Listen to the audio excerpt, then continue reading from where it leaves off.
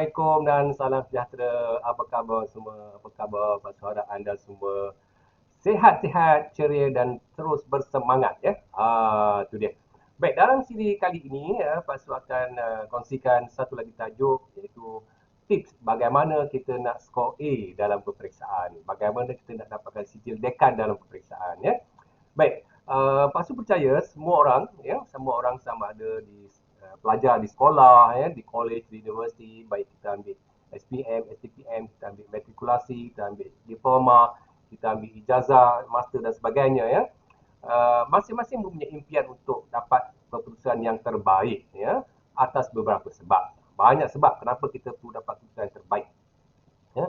Kita nak dapat banyak A, ya. Kalau boleh kita nak dapat semua A. Kalau yang guna CGPA, kalau boleh nak dapat 4.0, 3.8, 3.9, ya. 3.5 umpamanya, ya, sijil dekan, ya. Semua orang bercita-cita nak dapat keputusan yang cemerlang, ya. Baik, itu sesuatu yang mungkin boleh dicapai, ya. Mungkin boleh dicapai dan ramai juga yang telah pun mencapainya, ya. Dan kalau kita kata susah ke Basu nak dapat A ni? Susah ke nak dapat 4 flat? Susah ke nak dapat sijil-dekan, ya? Susah ke senang ni bagi Basu sangat subjektif kepada individu, ya. Kalau perkara itu memang kita betul-betul inginkan dan kita bersungguh-sungguh kita memperbaiki cara belajar kita, so tidak ada benda yang susah dalam kehidupan kita, ya. Baik, Pak Su berharap kita semua akan bersedia, ya, untuk dapatkan A dalam semua subjek kalau boleh, atau dapatkan sijil dekan, untuk dapatkan 4 flat, ya, dalam peperiksaan kita, dalam pengajian kita, ya. Kerana itu merupakan tiket yang sangat-sangat besar, ya. Sama ada kita nak melanjutkan pengajian ataupun kita nak terjun ke dunia kerjaya, ya. Bagaimanapun kita lihat dulu, ya, beberapa prinsip, ya, yang boleh kita amalkan, ya, kalau kita nak skor A, ya. Pasu berikan 3 saja, ya. Kenapa tak 5 Pasu? Tak apalah, kita bagi 3 dulu, ya.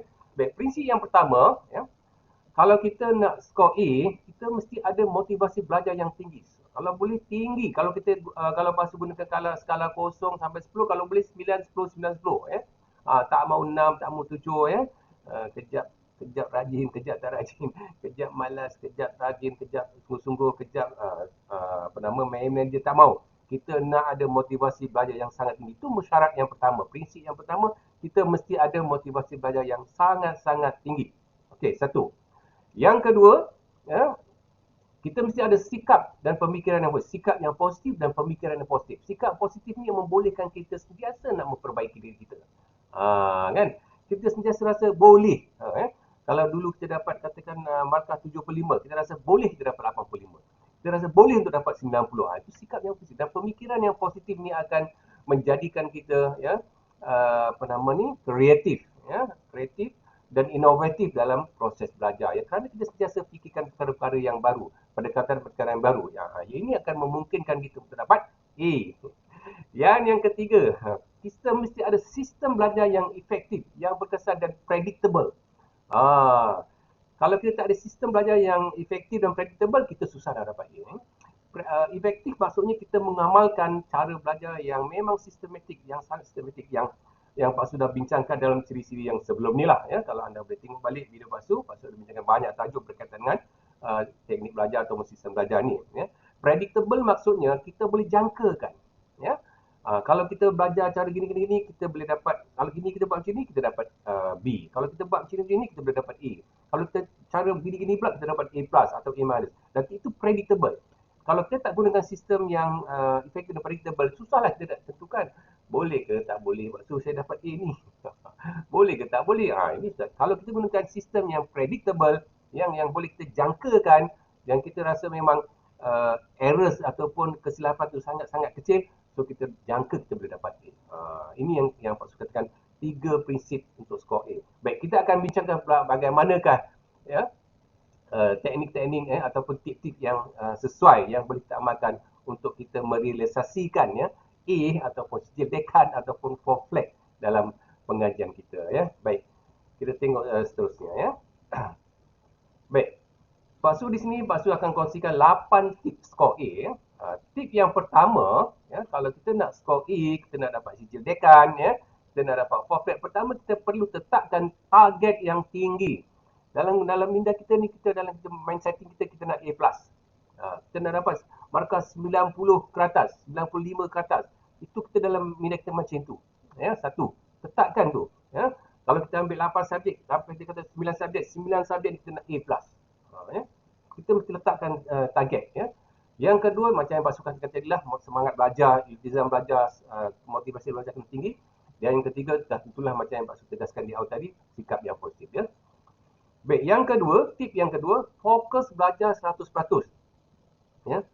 Kalau kita belajar dan kita memberi fokus tumpuan yang 100% ketika kita belajar sendiri, ketika kita bincang dengan kawan, ketika berada di kelas dengan pensyarah, dengan cikgu, ketika berada di makmal, di studio, kalau kita betul fokus 100%, insya-Allah ya, kita akan mengurangkan kadar kesilapan, errors dia, percentage of errors itu dapat kita minimalkan kalau kita beri fokus yang 100%. Ya. Kerana kalau kita nak dapat A, kita kena kurangkan kesilapan. Kita kena kurangkan kecuaian. Ya. Itu prinsip nak dapat A. Ya.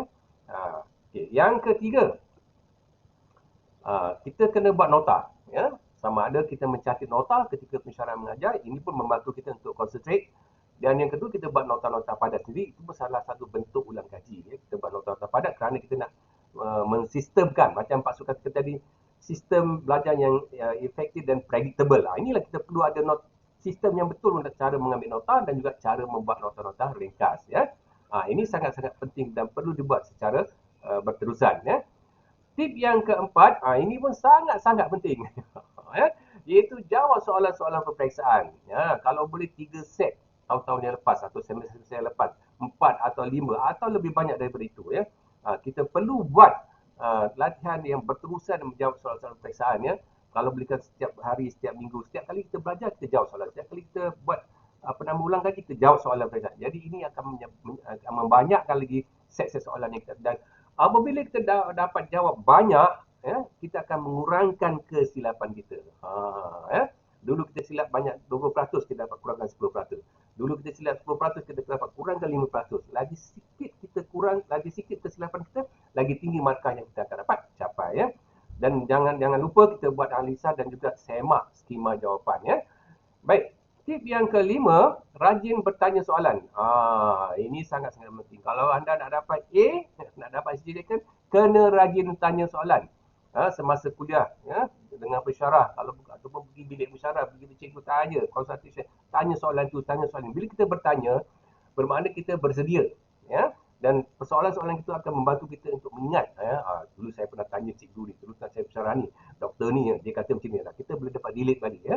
Ini pentingnya kita bertanya. Masa pembentangan, presentation, ya, group work dan sebagainya, kita kena rajin bertanya soalan. Ya. Baik, yang keenam, banyakkan latihan dan ulang kaji. Ini memang siapa-siapa buat ni, dia akan mengurangkan kesihatan, dia akan menghampiri perfection, menghampiri kesempurnaan dan mengurangkan kesilapan. Bila kita banyak latihan, banyak. Selagi banyak jabatan, lagi banyak ketepatan yang kita akan capai. Ya. Ulang kaji sama ada latihan berbuku, latihan kelas, latihan tambahan dan sebagainya. Ya. Tip yang ketujuh, apabila kita diberi tugasan atau projek, sama ada projek individu ataupun projek kumpulan, pastikan ya anda berbincang dengan pensyarah anda, guru anda tentang skop projek itu. Ya. Supaya apabila anda buat projek itu, dia menepati kehendak skop soalan, dan menepati kehendak pensyarah ataupun guru, dan kita akan dapat markah yang besar. Ya. Kerana tugasan dan projek-projek ini merupakan markah kursus, ya, markah kursus, ya, yang akan dicampurkan dengan markah peperiksaan akhir, ujian dan sebagainya. Ya. Jadi pastikan anda berbincang dan siapkan awal dan buat yang terbaik mungkin. Anda bila buat projek, mesti pastikan anda nak A untuk projek itu. Kalau boleh A+. Ya. Itu dia. Dan tip yang terakhir, yang ke-8, ya, kita perlu memahami format soalan. Ya. Sebab dia ada soalan objektif, ada soalan pendek, ada soalan esei dan macam-macam lah. Ya. Macamnya soalan, mengikut subjek, mengikut kursus. Ya. Jadi kita kena faham betul-betul jenis-jenis soalan. Ya. Kalau soalan macam ni, berapa banyak macam mana nak jawab, kemudian berapa markah yang akan diberikan. Ya. Kalau kita katakan definisi, ya, katakan dia 4 markah, kalau kita jawab sekerat-sekerat, mungkin kita dapat 1 markah. Jadi kita kena faham, ya, jenis soalan, pembagian markah, dan juga teknik menjawab yang betul. Nah, ini kita kena ikutlah seminar-seminar menjawab soalan, ya, berbincang dengan guru-guru pakar, pensyarah-pensyarah dan sebagainya untuk memungkinkan kita memahami format dan cara menjawab yang betul. Baik. Tu dia, ya. Baiklah, itu di antara beberapa tips, ya, 8 tips yang Pak Su boleh kongsikan, ya, yang boleh anda fikir dan amalkan, ya. Dan dalam pengalaman Pak Su mengeladikan sesi-sesi kaunseling pembelajaran, ya, study skill, dan Pak Su mengeladikan kursus-kursus bengkel-bengkel teknik belajar di merata tempat lah, ya, masa Pak Su kerja dulu, ya.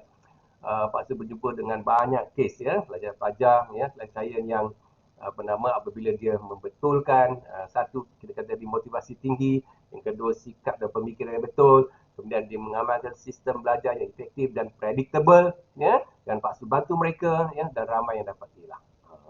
Ramai yang dapat A, ramai yang dapat straight A pun ada, ya. Ramai yang dapat sijil dekan, ya. Asalnya dapat apa nama ni result tak bagus, tapi dia boleh improve, ya. Ini sangat penting, ya. Dan Pak Su harap semua, ya, semua anda di sana yang masih belajar di sekolah, di college, di universiti, level SPM, STPM, diploma, ijazah, master sebagainya, ya, boleh buat, ya. Pak Su pun ada pengalaman peribadi dulu, ya, pernah dapat CGPA 4.0, ya. Jadi benda tu bukanlah mustahil untuk kita capai, ya, insyaAllah, ya. Dan Pak Su doakan, ya, seperti mana Pak Su katakan tadi, ikut 8 tips. Kalau tak nak 8, tambah lagi 10 tips, 12 tips tak kisah, ya. Janji kita buat dan terus buat dengan bersungguh-sungguh, ya. Dan kita doa kepada Allah Ta'ala supaya Allah Ta'ala memudahkan usaha pelajar kita dan kita berjaya dengan cemerlang, ya. Baik, sehingga kita bertemu lagi dalam kesempatan akan datang. Salam motivasi.